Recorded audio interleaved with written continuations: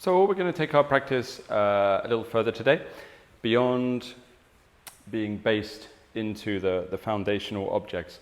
So you have your three objects. You have your point of touch under the nostrils, which is essentially the feeling when the air touches the surface of the skin between your nose and your mouth.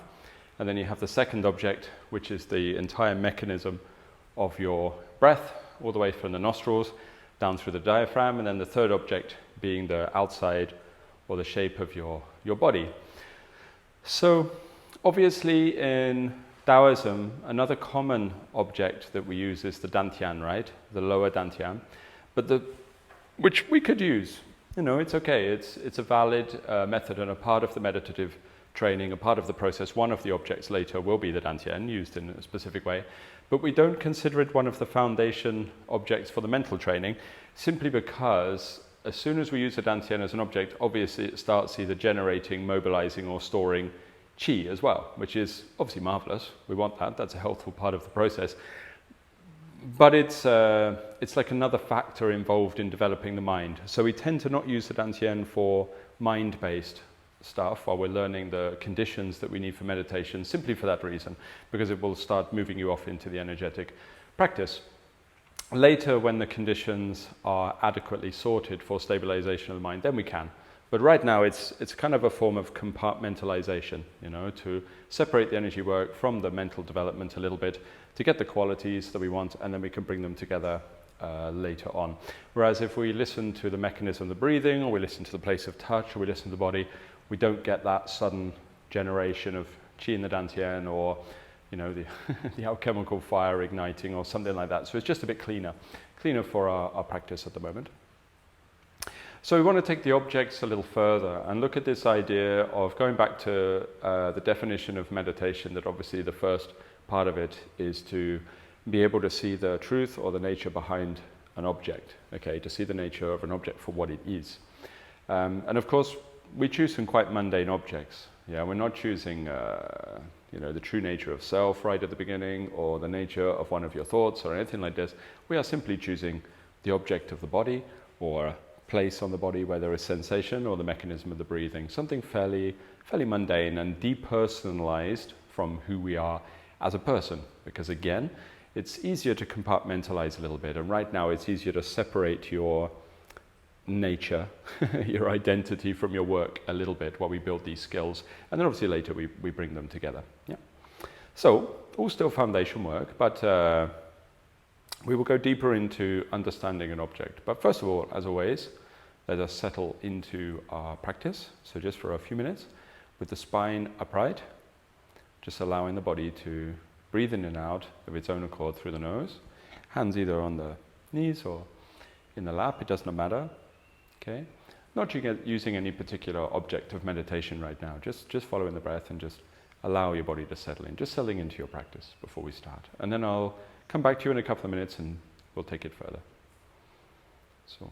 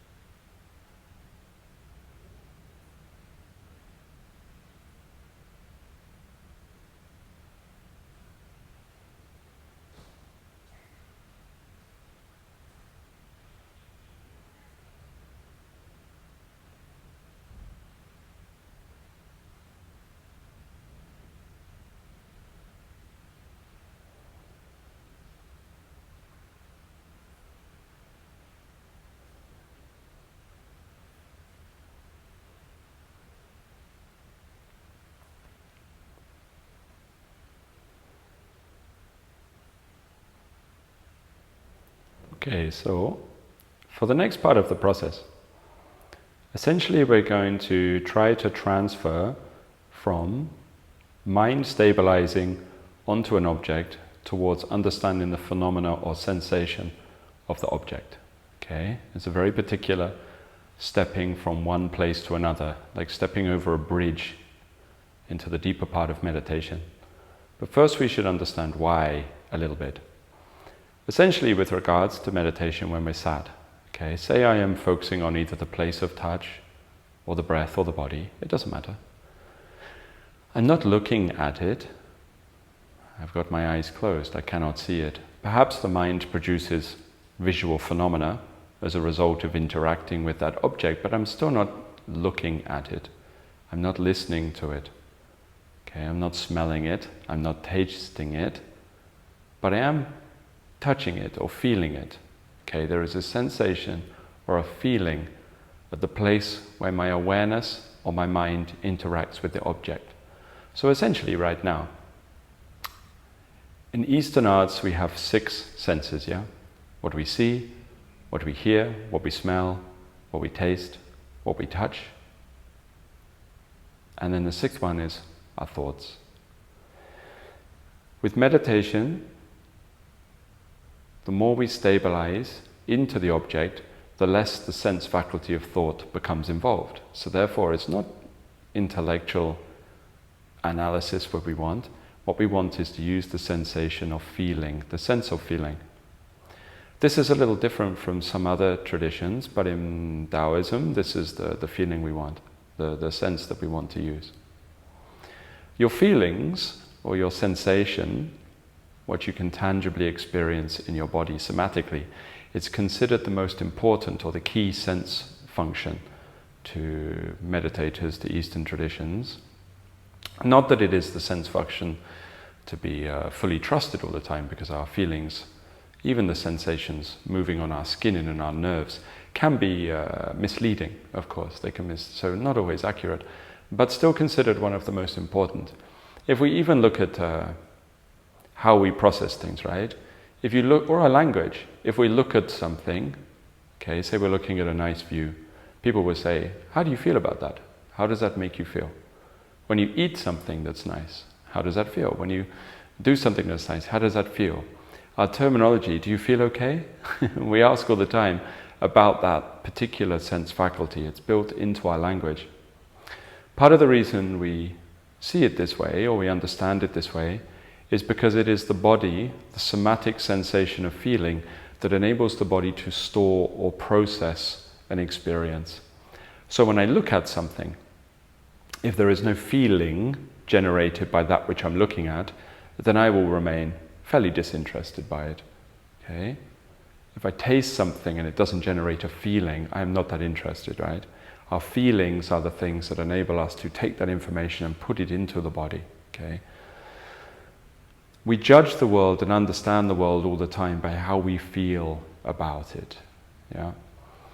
Now the funny thing is, after a while, we don't even necessarily understand that we feel something. Okay? We've discussed this a little bit before in the academy, a little here and there. When you first experience something new, you feel it very clearly. There is a series of sensations through the body. But after a while, the 6th sense, the intellect, will recognize similar feelings. So if I have experienced something new for the first time and it's a new feeling, it can be quite exhilarating. Oh, that's new. I never experienced that before. That feels new. That feels good. By the 5th or 6th time that I've had similar experiences, there is no need for me to go through that somatic experience quite so much, because the 6th sense, your intellect, will recognize as an experience or a feeling that you've had before. So instead your mind will just tell you, oh, I feel good about this. Okay, and it almost becomes like an intellectual sense that overrides the feeling. Yeah? That's not necessarily the worst thing, because it means that we're not bombarded all the time, overloaded by somatic sensation, which could be a bit overbearing. But at the same time, it means that we don't experience anything in its pure form anymore. We label instead of experiencing. So with regards to our object, we want to change that. And we want to understand the feeling or the phenomena or the sensation, or sometimes we might say the energy behind an object. That is our first thing.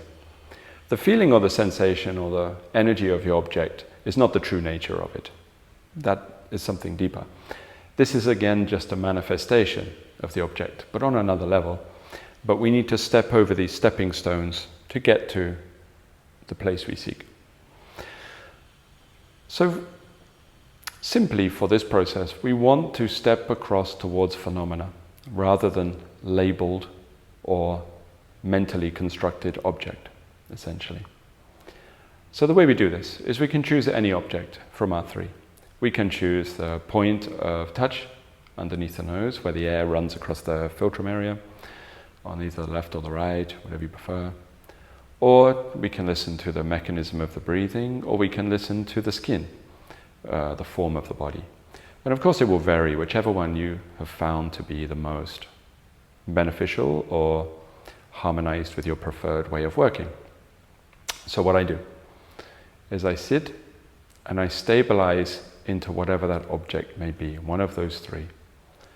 So I can take as long as I want in this practice to stabilize, so that while I'm with this object, either using the counting method, as you do with the place of touch, or much more simply paying attention to the body, I step away from mental intent towards listening, towards attention, until I stabilize into that object. If in the practice session I do not manage to stabilize into the object because my mind is wandering too much, then that's okay. That just means in this session, that is what you are working on.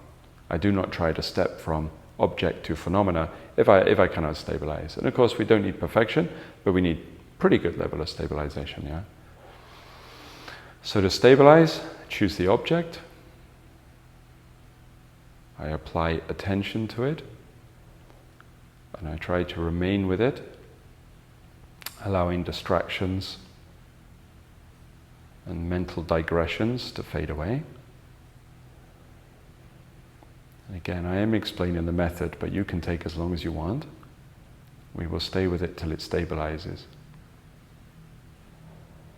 And when I do this, when I am stable onto the object, increasingly the peripheries, everything around that object, will start to fade away. Sometimes there is the experience of nothing existing to you apart from the object that you are applying your attention to. And sometimes it is not so perfect as that. It is a sliding scale, but that is what you want.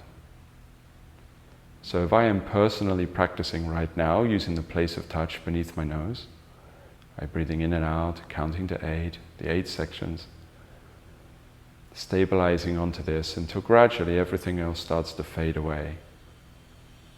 It's like the peripheries of my body, peripheries of my environment just blur and then fade.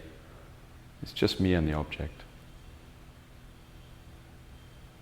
And I allow my attention to stabilize here.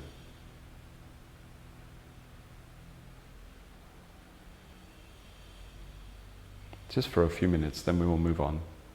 But as I said, when you practice on your own, you can take as long as you want.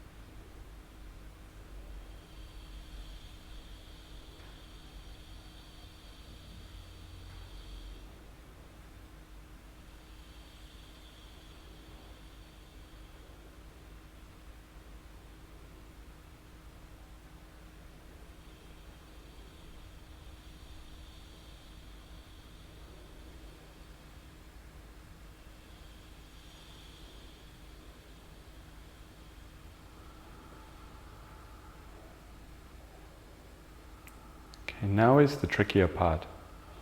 The part that takes a little control of the level of the attention. So essentially, if I use the place of touch as my example, but you can apply it to the other two objects, the breath or the body, it doesn't matter.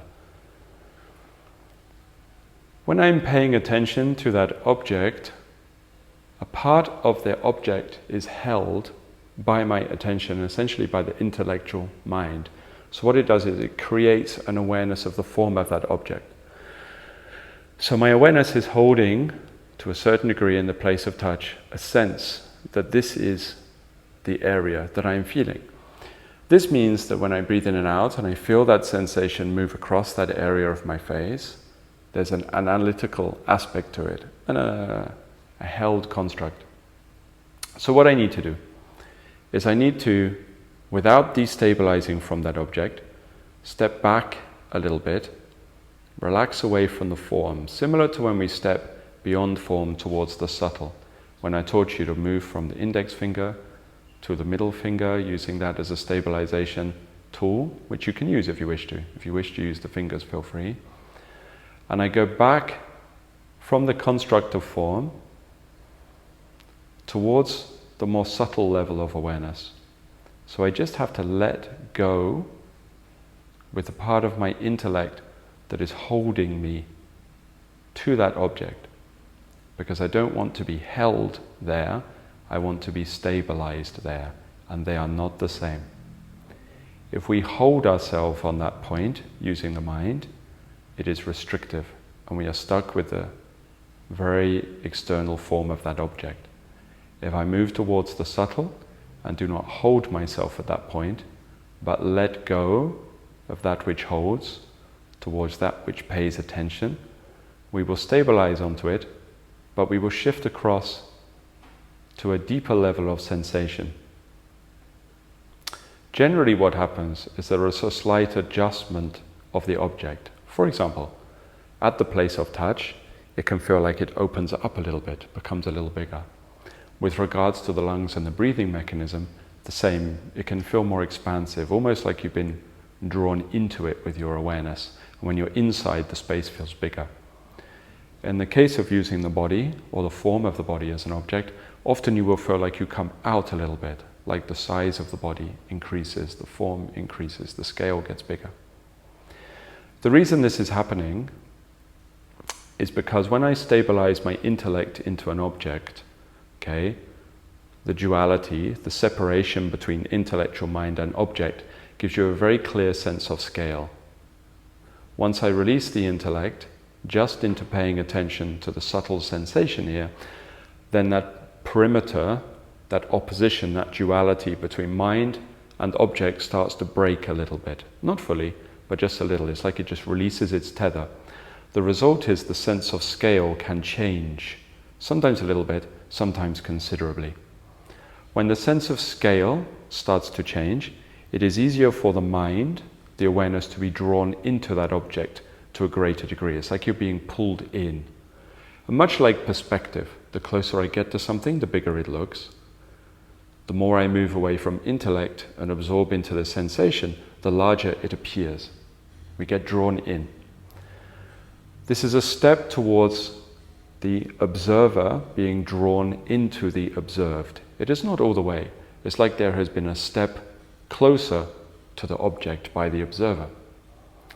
As I do this, the subtle sensation becomes more prevalent, and you start to get led into the phenomena or energy that sits behind that object. Now, I'm aware that that's a little intricate, maybe to understand at first, but it's okay. What I would advise is listen to this a few times, try it, release the intellect, stay stabilized with the attention into that which is more subtle, come back and listen again to the explanation, and allow your understanding and your experience to match one another, to come together. As you do this over a period of time, you will be led into the subtle sensation of the object. We are moving from form back towards phenomena. So we will stay with this for a second. Once again, we stabilize the mind onto the object. Then we must become aware or acknowledge that stabilizing into the object is done by holding to a certain degree with the intellect. So we release the intellectual hold until the attention or the awareness instead simply stabilizes, and then we will start to be led from the level of form back towards phenomena, to the level of energy movement around that object. And then we stay here, just paying attention to that particular state. Try.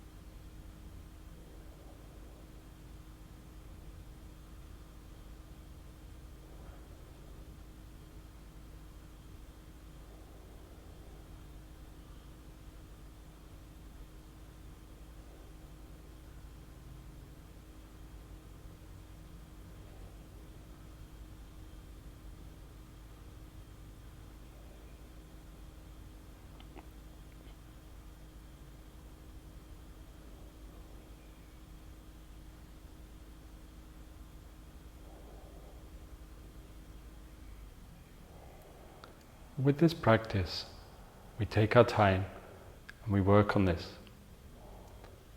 Sometimes, when we practice, we are not stable enough to even think about stepping back towards phenomena. That's okay. Sometimes maybe life is stressful, circumstances are not right, intellect is too busy. It does not matter.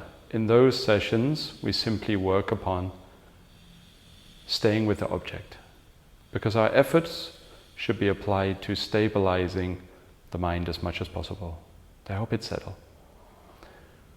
On days where it is good, the circumstances are good, the conditions are right, and we are stable enough with the object that we can step back towards phenomena, then we can start understanding, as things start to shift, that the greater the intellectual clinging to an object, the less connected we are to the phenomena that sits behind the object.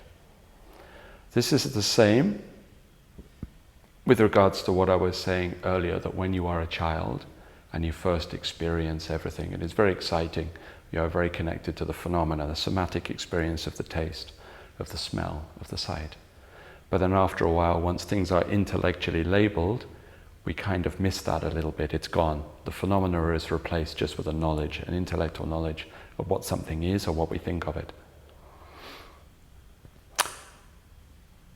This also gives us a sense of scale, sense of size, which really is dependent upon the intellect's separation from object and observer. The intellect creates that separation. So a common phenomena in meditation or internal practice is when I stay with an object, whether it be body, breath, place of touch, a thought, or one of countless whatever objects we're using. One of the first experiences that a meditator will often have is a loss of sense of scale. I am now huge, bigger than the room. I am now small, tiny. The world feels so big. The object has expanded to engulf my vision. Or maybe sometimes the object feels very far away, like something in the distance that we can only just make out. Sometimes a part of the body might vanish from our perception. It feels like I have no legs, no arms. Maybe it feels like I'm sat facing the other direction, upside down. All sorts of strange things can happen. It is because, as I stay with the object, but do not hold, do not cling with the intellect, but instead pay attention to the phenomena, then we are starting to experience a moving towards the object by the observer. Not full mergence, but a step in that direction. So consequently, the idea of up and down and left and right and big and small can all become distorted, because the attention is not placed upon the object now, the attention is placed upon the phenomena that sits behind the object. This will become a bridge to further practice, but it is a part of the meditative process within somatic or body-based traditions, like alchemy, that we can stay with for some time. And as we practice in this way, our subconscious, not the front part of our mind, but our subconscious will learn a lot. It will analyze without us analyzing. It will learn without us studying. It will understand without us really exploring with the intellect. It will just develop in the background. And all we do is we allow the attention to stabilize onto the phenomena and remain in that state for a while and allow the learning to take place. It is funny because it is a learning that you do without knowing that you are learning. And that is the best kind of learning for these arts.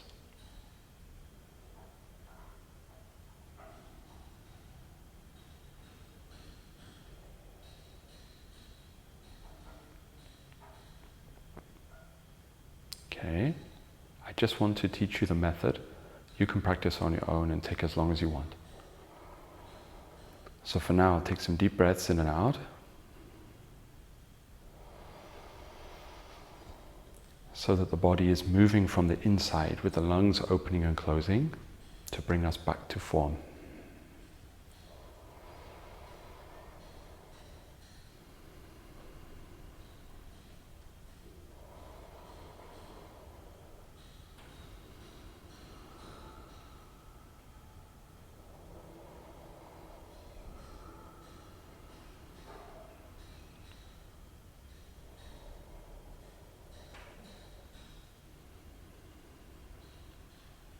Again, begin to twist the spine, side to side.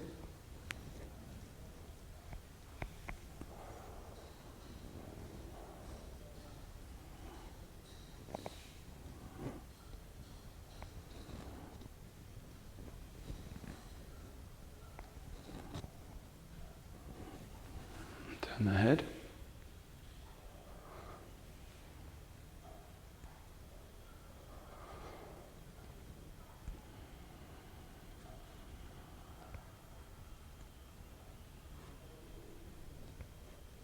Okay, so this is the next part of your process.